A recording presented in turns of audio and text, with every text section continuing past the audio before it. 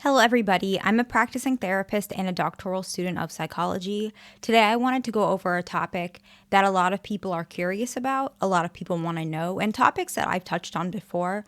But often, when I touch on these topics, a lot of people want more. And so, as I work with a lot of my patients, as I work with many individuals and couples, even families, I pick up a lot of different characteristics of who the avoidant individual adores, commits to, loves. And today I wanted to compile some of those aspects. The very first one, which was brought up very recently from one of my patients in a session, was actually the patient described, and this is not too uncommon, but the patient described the person, their partner, knowing the difference between controlling and caring. This is something that avoidant individuals really appreciate. And this is for both dismissive avoidant and fearful avoidant. Most of these are for both, but typically, those who lean more dismissive, like if you're fearful avoidant, it'll be those who lean a little bit more dismissive instead of anxious. And so what do I mean by the difference between controlling and caring? Well, a lot of individuals perceive without realizing that control is care. They don't realize it, or they may not recognize when it kind of blurs. So for an example, maybe you want to cook your partner something, but if they don't want to eat it, you don't take their refusal as a boundary. You take it as something personal against you, and then you push forward. Suddenly, the care might be perceived as more controlling. So avoidant individuals really, really adore when an individual themselves knows the difference between what is controlling and what is caring. And a lot of it might also be the intention, understanding that if your partner sets a boundary, you know that you gave what you could, and you support their perspective. That's typically the difference. It's not always. And I might make a video very specific about those differences in general to help y'all a little bit more, so that can make a little bit more sense. And I can also give more examples if needed. The next one is being aware of your partner's triggers without judgment. So this doesn't mean that you're reading your partner's mind. That is not what I mean. But often when you're with an individual for long term and you've been with them for a while, you start to recognize their triggers, probably because they have told you or you've seen their reaction, and vice versa. This is not just for the partner. This is also for the avoidant individual, because this is also a form of a connection, right? So you're starting to be aware of their triggers. They're starting to be aware of yours, and you do it without judgment. Let's say, for example, the talk of marriage right now is something that's triggering for them. And it probably is not always going to be that way, but right now it is. You might say something along the lines of, I'm not saying that we're going to get married. I'm not saying that's on my mind. If we cross that bridge, we cross that bridge. If we don't, we don't. I'm just telling you, I was talking about as an example. I'm not saying me and you are getting married. You don't need to worry. You offer them reassurance if you truly are not worried about getting married, or, you have to be honest as well. But you're trying to offer them reassurance. And that's very important, because you gave them reassurance, but it was without judgment. You mentioned it's okay. I don't mind. And you're showing them, I don't judge you that marriage is a trigger, but you're also building something in, which is also very important. You are acknowledging that it's something specific to them. You're saying, I don't really mind talking about marriage, but I know that's a trigger for you. So why is that important? Because it allows you to basically tell them, subconsciously, this is, your own unique aspect. It might be an issue, it might not be, but it's something that you bring to our relationship. You are the one who creates this barrier and this boundary. It's not a bad thing, it's not a good thing, but it does help avoidant individuals to be more self-aware, because there is a lack of judgment and there's a form of acceptance. They actually are more willing to hear you out and think to themselves, okay, I can clearly feel that I am not being judged right now. Like, I can tell that this person is just being completely honest, that this is obviously just a me thing. And now that I know I'm not being judged, I might be more willing to work on it. That's how avoidance, they don't directly think that way, but sometimes, but very much subconsciously, this is what's occurring. So it's a very important and strong indicator that you value them for who they are, which will really help with their healing. And of course, you don't want your partner to live with these wounds their life. It can be very challenging. I had mentioned in another video, a lot of avoidant individuals struggle with depression and anxiety, but depression is really, really common. Anger is a really common one too. And these are symptomatic of the fact that their attachment issues have created so many barriers in their life that they don't have built-in coping skills for these behaviors and thoughts, mechanisms. And so what happens is they end up attributing to this sort of mental perspective. And in fact, they do get a diagnostic impression, such as depression, such as anxiety. And that's not, it inhibits their functioning. And so, of course, if you love your partner, you want them to heal and get better.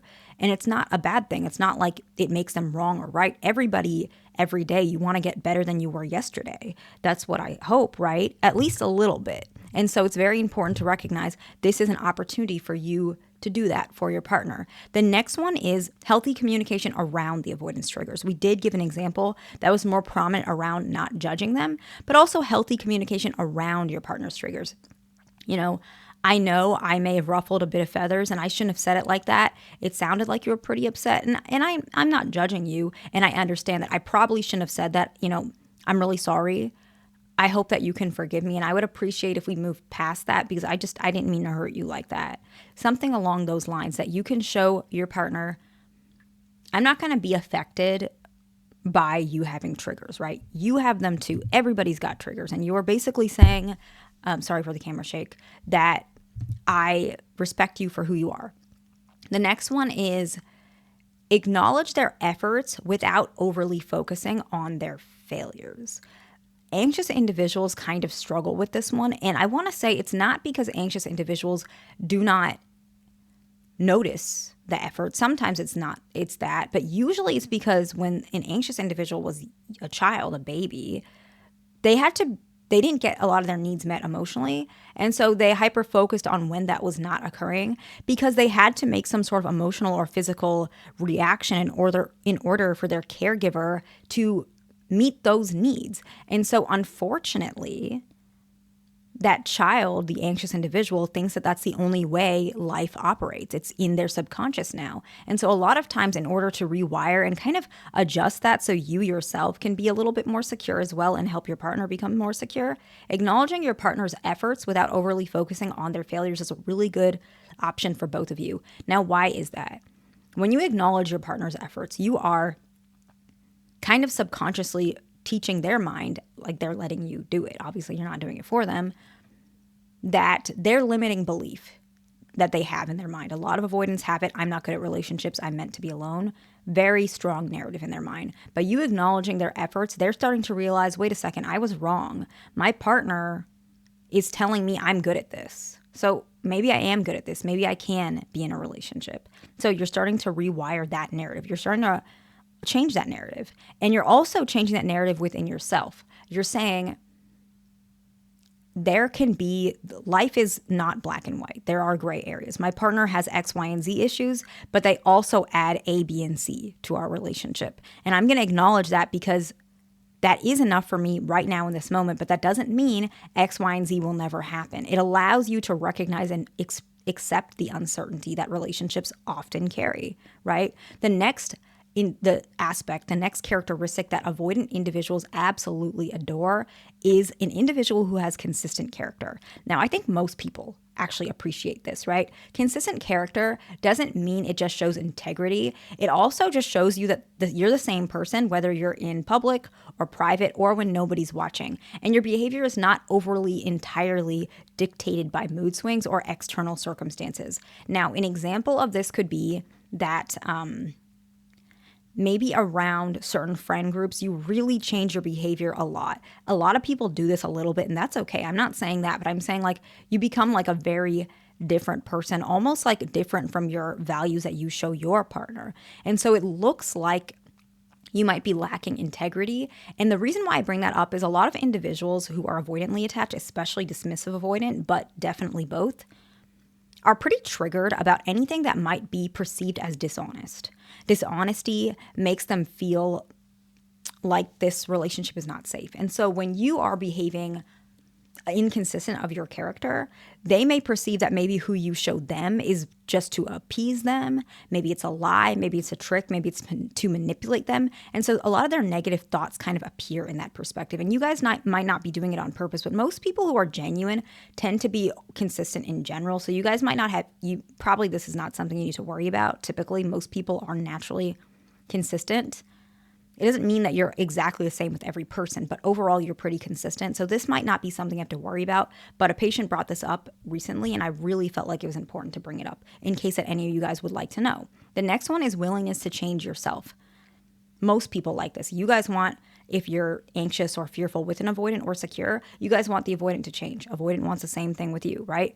And so willingness to change yourself shows your partner not only are you able to adjust for their needs, you also are letting them know subconsciously and also consciously this relationship is theirs too. It fights those limiting beliefs that they have. Remember, we had mentioned they believe that they're not meant to be in a relationship.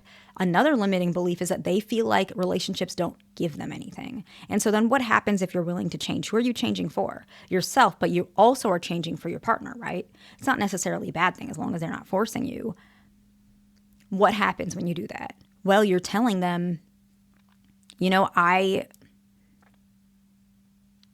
I'm okay with meeting your needs and this relationship is yours. That's the narrative that you are rewording in their mind, that relationships do provide them something. And it's very, very powerful, right? The next one is being able to address issues without jumping to conclusions. I notice you've been on your phone a lot recently. This is a change in your habit. What is really going on? I just want to know because I've had some bad experiences and I want to make sure that we're on the same page. And they can mention, you're right, I have been on my phone a lot. Recently, I joined a group chat with my friends and we're planning to do some sort of gathering together. But I hear what you're saying. Don't worry, I'm loyal to you. Let's just say that was their response, right? So understanding that you're able to address issues without jumping to conclusions. And the reason why this is important is because you will get not most of your needs met, but you'll get some communication needs that you're looking for by addressing issues like this rather than saying, are you on your phone? Who are you talking to? Are you cheating on me? Right? That just went from 0 to 100. And a lot of avoidant individuals, they may feel backed up in a corner, even if they're not doing anything, which I have seen this before. So this is not something that is uncommon. Sometimes what happens, and I see this a lot in my practice, one partner may accuse the avoidant individual, the partner, and the avoidant individual may dodge the conversation, not because they have something to hide, but because they feel really uncomfortable with the confrontation. And so what ends up happening when the avoidant individual dodges it, the partner may think, okay, this is evidence that my partner is suspicious. They are doing something. And then it just cycles. And it creates an issue for both individuals when in actuality, nothing was going wrong. And it was not worth it, right? The fight was not worth it. Maybe you guys got something out of it. And typically what is best if the fight does happen like this, learn to navigate for next time. Learn so that this doesn't happen as often again, right? And be gentle with yourself. If you've done this before, it's okay. You're not the only one. The next one is being able to communicate feelings of discomfort without accusation. So very similar, addressing issues, but this one is like feelings of discomfort, more so about yourself. Now, the reason why I made this separate is because a lot of anxious individuals particularly do this, and it's not necessarily an issue. So I'm going to explain this, okay? The first example we spoke about was in addressing an actual issue. Hey, you're on your phone, what's going on? That is an actual tangible issue, but sometimes people have feelings that may not exactly be presenting in our tangible reality. So an example that came up actually a couple weeks ago was a patient mentioned they had a dream. It's a couple, and this is not uncommon. The anxious individual said that they had a dream that their partner was cheating on them, and they woke up and they really have this, gut feeling that their partner is cheating on them. And so they wanted to address this, but they didn't know how to because there's actually no tangible anything, right? This is not an issue. This is a feeling. So how do you communicate that without accusations? You can say, I had a dream that you were cheating on me, and I'm pretty good at gauging things. I know it sounds silly, but I'm feeling insecure and worried. I have, my ex-partner cheated on me. I just want reassurance at this moment. I'm not saying that this is what you're doing. This is a me thing. It might not be a you thing. Is there anything going on? I understand this sounds silly, but I really need this right now. Whatever it may be, you're doing it without accusations. You put it on yourself, but you're still able to address that feeling, whether or not there's tangible evidence. Because a lot of anxious, preoccupied individuals feel like if there's no proof, no one's going to listen to me. No one's going to take me seriously. And sometimes that's why you look for proof, right? And so this isn't a way to do it without crossing those boundaries. The next one is resilience after an argument. Now, A lot of individuals who are avoidantly attached actually have this characteristic. Not all of them, but a lot of them do. What is resilience after an argument? It means that after the argument, you can just move on and resume back to where you guys always are. Nothing really is shaken. A lot of anxious individuals and actually fearful avoidance. So this one, it is more dismissive avoidance. But sometimes what ends up happening is you might feel like the argument kind of shook you. You're not ready to move on yet. Or maybe some things you're afraid how it's going to play out. So it's still on your mind. It's still important you can still take time to process the argument. I'm not saying don't do that. But be open to love with your partner. Don't hold on. Don't repeat the argument too much. Keep it on the back of the shelf for a little bit and then revisit it later if there are still things that you want to hash out with your partner, okay? The next trait that avoidant individuals absolutely adore is people who are respectful. I think most people like this, right? Respectful towards not just themselves. You can respect yourself, but also your partner, respecting other individuals, respecting other people's opinions, respecting different perspectives. They really like respect, right? The next one is appreciation in general, not just with your partner, okay? We had mentioned appreciating your partner, but I'm talking about appreciating in general, that you appreciate that your mom helped you with the down payment, that you appreciate that your dad always picks up the phone when you call, some things like that. And you can express this to not just your partner. I really appreciate my parents. You show that appreciation to others, right? That's really important. The next one is humility, allowing yourself to not get into a space where you can still accept the positive characteristics of yourself, but you don't let it get to you to the point where you suddenly think you're more powerful or empowering above other people. You still can have that humility. I'm really proud that I save this much money and I don't have a mortgage on my house, but I will say I still have a lot to learn, but I am proud of where I am. I learned a lot from watching finance videos on YouTube. I learned a lot from watching my parents,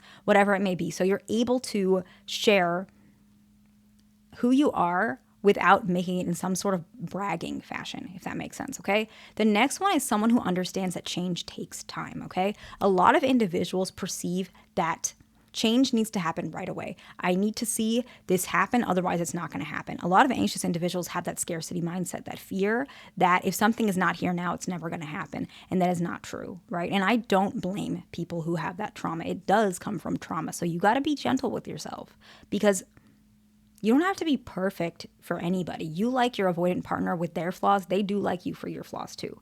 But the reason why I make this video is a lot of people want to modify a little bit of themselves so that their relationship is smoother, so you guys don't fight all the time, so you guys can hug more, commit more, be with each other as long as possible. So this is a great opportunity to acknowledge that change takes time, but it also doesn't mean to emotionally be hard on yourself that you don't have all these characteristics right away. Nobody does. Like these are just examples and perspectives that you can look at yourself, and nobody's going to wake up like this. It takes time, right? Well, most people don't wake up like this. So understanding that change takes time and recognizing that, yes, you want progress right away, but maybe there's little things that show some progress and that you can trust the process, okay? The next one is somebody who is authentic regardless of, I'm trying to explain this, regardless of the possibility of rejection. I don't, that's a placeholder. I'm not sure how to describe it. So a lot of individuals, maybe they're afraid. This is actually common. And I heard this recently. So I'm going to give this example. I heard this with one of my patients. One of my patients, both of them, they're a couple, have more traditional values. And in the state I'm in, traditional values are still pretty common. But in social media, sometimes this is looked down upon. So she is a stay-at-home wife and soon to be a mother. And the partner works and provides for the family. And so she obviously feels like if she doesn't, she's afraid that her traditional perspectives will cause rejection among peers and other individuals. And there was a moment where maybe she wanted to mold this and try and seem a bit more of a certain perspective. And I don't judge either way. Like, I don't care. But this was something that came up, and this is not the only time this has come up. So why do I bring this up? Avoidant individuals prefer somebody who is authentic for who they are, regardless of what other people may think. As long as it helps them, they're not hurting anybody, helps them, their family, their partner.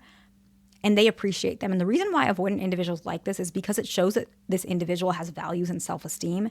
And remember, I had mentioned a lot of avoidant individuals don't like individuals who come across as inconsistent or maybe they're not honest. This is part of that too, because it makes them think if you're not accepting who you are, you may, show signs of dishonesty at one point. What if someone pressures you to do this? Will you just, give up your values, etc.? And so that's why avoidant individuals prefer this. Now, it doesn't mean you have to suddenly morph into this, but it's just something to think about, okay? The next one is that you are able to adjust your own expectations without completely sacrificing everything you want. Someone who is agreeable without bending over backwards. This is a balance. However you and your partner operate, it's kind of something that you guys will have to think about together. But an example that I've seen kind of recently, and I see a lot, is the frequency of bedroom activity. Avoidant individuals, particularly dismissive avoidant, both male and female, kind of pull away from bedroom activity after a year or two, sometimes entirely. And then it comes back when they build trust. And so you still want that, but maybe you're not as pressuring right away the frequency because you're wanting them to heal. And you do expect that at one point this will return in the relationship. So the reason why I give this example is because you have adjusted your expectation without sacrificing that you still, in fact, do want it someday. And you're willing to wait and help your partner because you know it's a wound they have. It's not personal, right? But you didn't bend over backwards. Does that make sense? The next one is balancing time apart and together. You're not always with them every day, but you're also not ignoring them and being busy with your friends and your job and completely ignoring them. Avoidant individuals like a space that is trusting. And unfortunately, they don't always offer this in relationships. So this one can feel a little bit triggering for a lot of y'all. But it is true. Avoidant individuals, once you allow them in and they allow you in, this is something that they really expect, especially in long-term relationships and marriages. The next one is you being able to hold your partner accountable. I have brought this up many times, but a lot of individuals, when they're in long-term relationships, not as common with short-term relationships, they expect that their partner does hold them accountable to the things that they promised. If they told you, I'm going to go on a vacation with my buddies, but I promise I'm going to buy you a piece of jewelry because we're in a different state and I know you've never been there. Let's say that was the thing that they said. Hold them accountable. If they forgot, mention when they come back, hey, you said that you would buy me jewelry. I understand that you were busy, but that was something I was expecting of you. Let them know. It doesn't mean that every day when they're in, let's say they went to California or something, that you're texting them, don't forget the jewelry. That's not what I'm saying. It means that when you return, that you just mention, when they return, you just mention if they forgot, bring it up so that they can make it up to you. Let them make it up to you. The next one is ability to apologize. Avoidant individuals like that their partner is able to apologize because it lets them know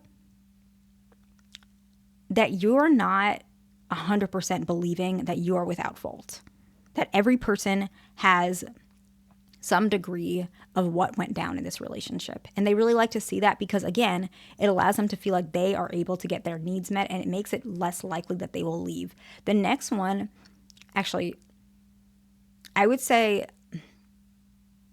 how would I say it? Non-judgmental in general. So that would mean that you don't judge your partner. That's usually why they don't want partners who are judgmental, because they're very insecure about being judged. They're afraid to be judged, but just not judgmental in general. So if you're going, to the park and there's a lot of individuals and you see somebody doing something that maybe some people might cast judgment towards, not something harmful, but maybe something silly, right? You didn't show judgment towards it. You were appreciative of the novelty and the differences of these individuals, and your partner was able to hear that you appreciate these types of things. And so why does this happen? They can hear that because you're so non-judgmental, that you won't judge them if they open up, and it allows them to really feel safe with you. That one is the last one for this video. Please like, subscribe, and I will see you in the next one.